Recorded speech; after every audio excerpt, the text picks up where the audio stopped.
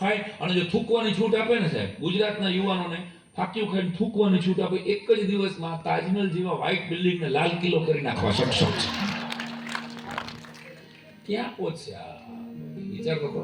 એટલે વ્યસનથી દૂર નીકળી શકાય. આ કાંઈ નથી એટલે વટશે ને, અને હક છે મને કહેવાનો. અને બ્રાહ્મણ છું, એકાદ વાત ન કહું તો મારું કર્તવ્ય લાગે ભલા માણસ તમારા. અને હું કાયમ છૂટ આપું છું. કોઈ પણ દોસ્તને યુવાનને એમ થાય કે મારે સિગરેટ પીવી છે, મારે ડ્રિંક્સ કરવું છે, મારે બીજા પડી કેમ રવાડે ચડવું છે, એ બધું કરવાની છૂટ. મારી શરત ખાલી જો કોઈ મંજૂર રાખે કે તમારે જે વ્યસન કરવું હોય ને કરવાની છૂટ, શરત એટલી કે તમારા ઘરના સ્ત્રી પાત્રો જેમાં હા પાડે દિલથી એ કરજો. તમારી માં હોય, બેન હોય, પત્ની હોય, દીકરી હોય, આ ચારે ચાર જેને એગ્રી થાય, આટલી શરત છે. ઘર છોડીને આવી વિચાર તો કરો.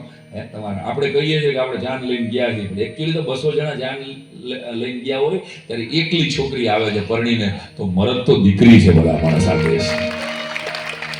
કે 200 જણાની હારે એકલી આવે છે. વિચાર કરો. અને પત્નીના 2 પ્રકાર હોય, એક કેર કરે એવી અને બીજી કાળો કેર કરે એવી. તમને કઈ પ્રકારની મળી છે એ તમારે ગોતી લેવાની. સિરિયસલી. એક मैथ्स टीचर था, एना साइंस ने टीचर साथ मैरिज हुआ उसके साथ, सगाई हुई तो उसने लेटर लिखा. अब जब मोबाइल का वक्त नहीं था तो मैथ्स के टीचर ने लिखा कि जब से हुआ है प्यार दिल बस में नहीं हो रहा है, जब से हुआ है प्यार दिल बस में नहीं हो रहा है, सब काम माइनस हो रहे हैं, कुल प्लस में नहीं हो रहा है. तो साइंस यानी वाइफ फियांसी साइंस ना आता है, सामो जवाब आया कि तेरे प्यार का अजब जादू सचा गया है, तेरे प्यार का अजब जादू सचा गया है, ना ऑक्सीजन अंदर आ रहा है, ना कार्बन डाइऑक्साइड बाहर जा रहा है. એટલે ભાષા તરફ પાછા વળીએ આપણે ફરીવાર, આપણા રૂટ્સ તરફ પાછા વળીએ.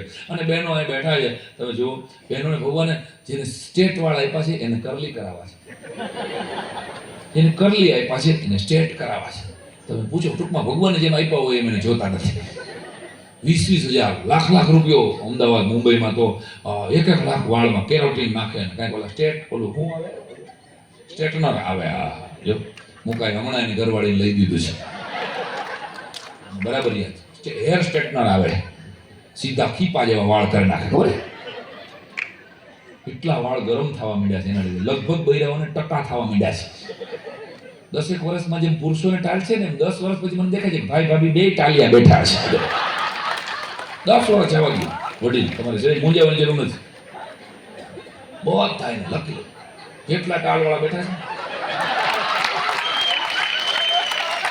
હવે તમે આમાં તો ન દેખાડો ભાઈ, આ ટાળવાળા પાસે જોતી હવે એ અધિકારી પેમેન્ટ કરવાના હશે પાછા.